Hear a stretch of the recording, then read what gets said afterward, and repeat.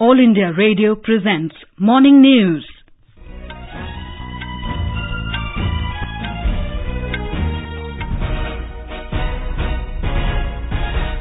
Good morning, I am Tanvi Taneja. The headlines. Middleman of Agusta-Westland VVIP chopper scam Michel extradited to India from UAE, being questioned by CBI. India's heaviest satellite GSAT-11 successfully launched by Ariane 5 rocket to provide better broadband services. Campaigning for Rajasthan and Telangana Assembly elections ends this evening, polling on Friday. Voting begins for first phase of Panchayat elections in Assam. RBI to announce its fifth bi-monthly monetary policy review of current financial year today. And Gautam Gambhir announces retirement from all forms of cricket.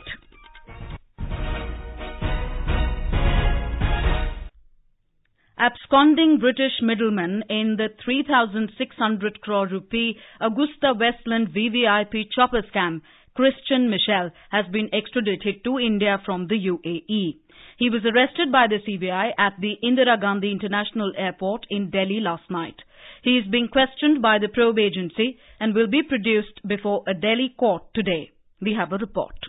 Michel's extradition came on a day when External Affairs Minister Sushma Swaraj held extensive discussions with her UAE counterpart Abdullah bin Zayed in Abu Dhabi. The Agusta-Westland case involves the deal to purchase 12 luxury helicopters for use by President, Prime Minister, former Prime Ministers and other VVIPs when Dr. Manmohan Singh's Congress-led coalition was in power. In 2014, the government scrapped the contract amid allegations that Agusta-Westland, whose parent company Finmeccanica faced charges of bribery in Italy, had paid kickbacks in India. The Enforcement Directorate accused Michel of receiving about 225 crore rupees from Agusta-Westland as kickbacks. An open non-bailable arrest warrant in September 2015 was issued against him by a special CBI court. Michel was arrested by UAE authorities in February last year after CBI and the ED had notified an Interpol Red Corner notice against him. Anupam Mishra, AI News, Delhi.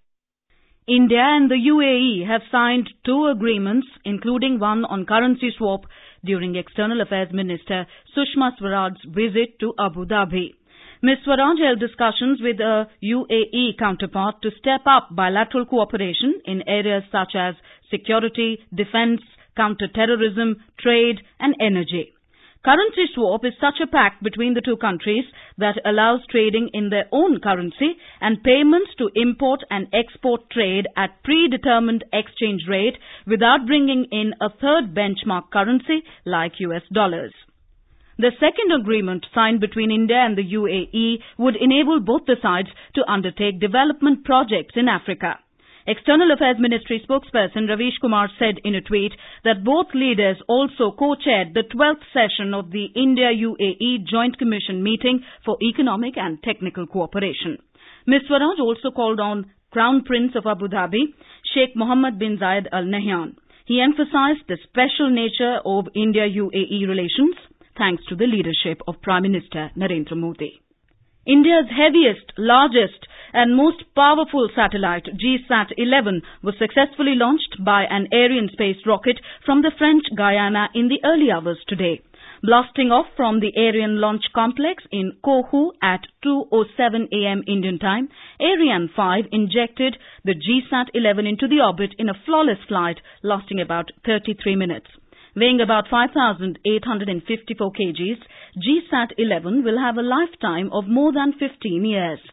Soon after the launch, Indian Space Research Organisation, ISRO Chairman K. Sivan said, GSAT-11 is the third in a series of 4 satellites that will provide the country broadband connectivity of over 100 gigabytes per second.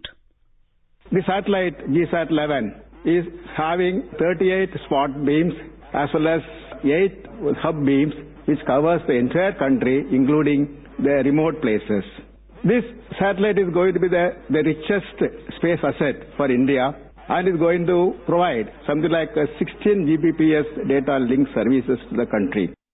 Campaigning for the assembly elections in Rajasthan and Telangana will end this evening. Both states will go to polls on Friday. Top leaders of various political parties are making last-ditch efforts to woo the voters.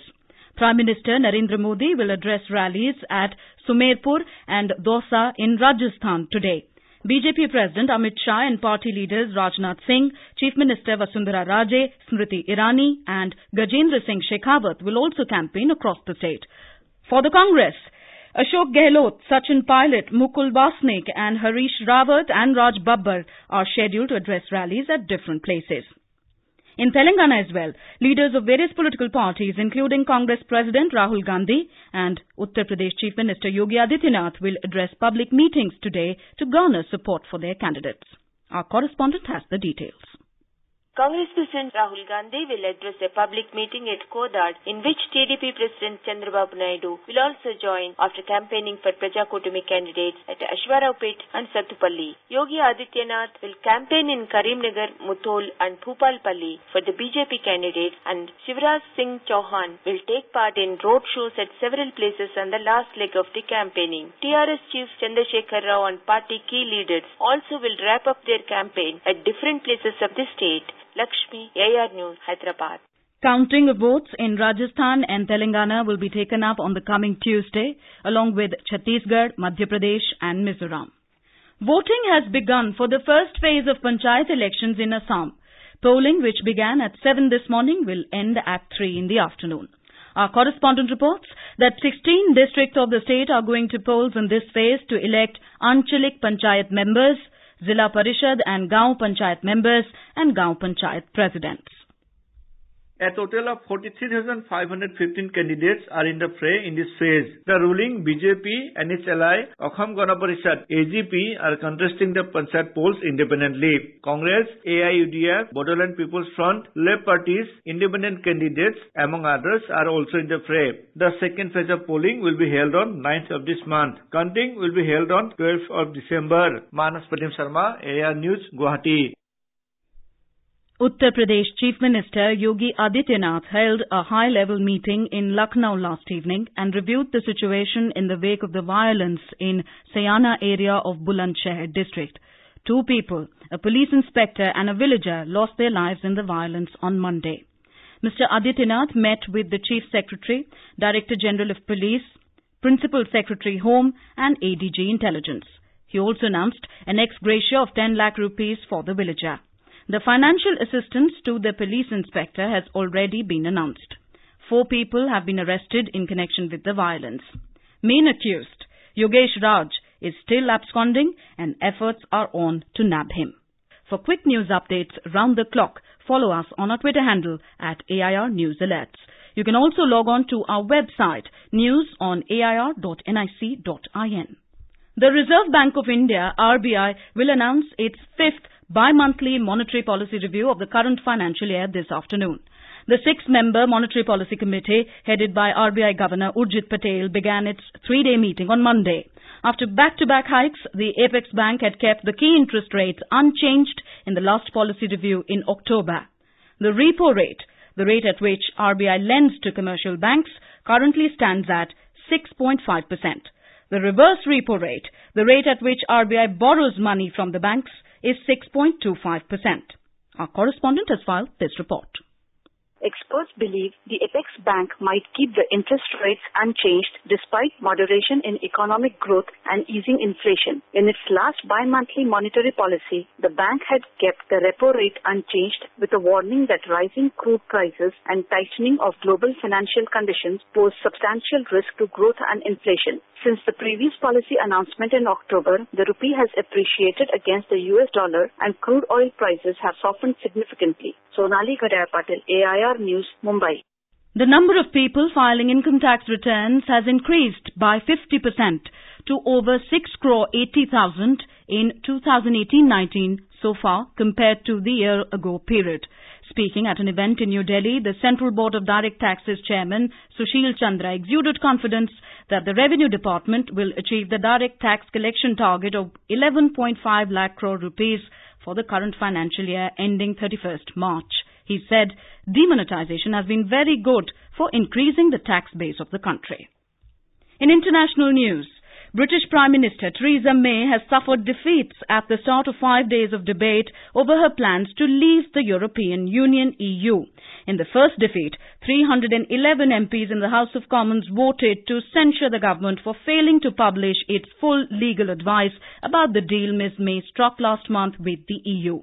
293 MPs voted against the censure. The vote marks the first time in history a UK government has been found in contempt of Parliament. The government suffered another blow when Parliament also voted in favour of an amendment that will give greater decision-making powers to MPs if Ms May's deal is voted down next week.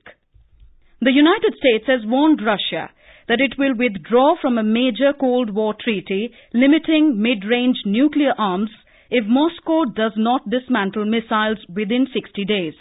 U.S. Secretary of State Mike Pompeo said in Brussels that the U.S. will no longer be bound by the 1987 Intermediate Range Nuclear Forces INF Treaty unless Russia withdraws a new system that has threatened to trigger an arms race. On to sports. In cricket, former Indian opener Gautam Gambhir has announced retirement from all forms of cricket. The 37-year-old left-handed batsman made the announcement in a video post on Twitter. He said his time to continue with the game is over. Gambhir played 58 tests, 147 one-day internationals and 37 T20s for India, winning the 2007 World T20 and the 2011 World Cup. In the Men's Hockey World Cup, Germany will face the Netherlands and Malaysia will take on Pakistan in the two Group D matches at Bhubaneswar today. The Germany-Netherlands match will begin at 5 p.m, while the Malaysia-Pakistan fixture will be played at 7 p.m. And now for an overview of today's newspapers. It's over to Saira Mujtaba. Thank you, Tanvi. British businessman Michel being extradited to India to throw light on the multi-million-dollar Agusta-Westland chopper deal and the aftershocks of the Bulandshahr violence are some of the major stories reported across dailies this morning. Middleman Michel brought to India from UAE, grilled, headlines the Asian Age. The Mail today highlights, Michel is brought to Delhi in a Doha-led operation, whisked off to CBI headquarters. The Bulandshahr mob violence incident, which took away life of two men, including a police officer, gets widely reported across dailies. Under the caption, Bulandshahr aftershocks, the Mail today writes, slain inspector's family cries foul as 4 are held and Yogi government gets in damage control mode. The Hindustan Times says, Bajrang Dal man main accused in cops killing. Detailing the criminal cases pending against various sitting and former MPs and MLAs, the DNA leads with, fix special courts to try tainted netas, says Supreme Court. The paper adds, Supreme Court also tells High Court to fast-track the serious cases. Drawing attention to the farmers in poll-bound states who have already stopped repaying loans in anticipation of write-offs, the Hindu Business Line writes, banks face bitter harvest from farm loan waivers. The Hindustan Times reports, online tax forms may soon be pre-filled with TDS info, a step that will ease the process of filing returns for salaried taxpayers. Delhi Daredevils, one of the flagship teams of the IPL, will now be known by a new name, Delhi Capitals. But will this break the jinx? Asked the Hindustan Times. And finally, according to a study presented by a team of Indian scientists at the COP24 climate conference being held in Katowice, Poland, the Hindustan Times writes, Assam and Mizoram are the most vulnerable to climate change among the Himalayan states. This is because these states have one of the lowest areas under irrigation, lowest per capita income, lowest area under crop insurance, among others. And with that, it's back to you, Tanvi. Thank you, Sarah, for an overview of today's newspapers. And now, before we end the bulletin, the headlines once again. Middleman of Agusta-Westland VVIP chopper scam Michel extradited to India from UAE, being questioned by the CBI. India's heaviest satellite GSAT-11 successfully launched by Ariane 5 rocket to provide better broadband services. Campaigning for Rajasthan and Telangana Assembly elections ends this evening, polling on Friday. Voting begins for first phase of Panchayat elections in Assam. RBI to announce its 5th bi-monthly monetary policy review of current financial year today, and Gautam Gambhir announces retirement from all forms of cricket.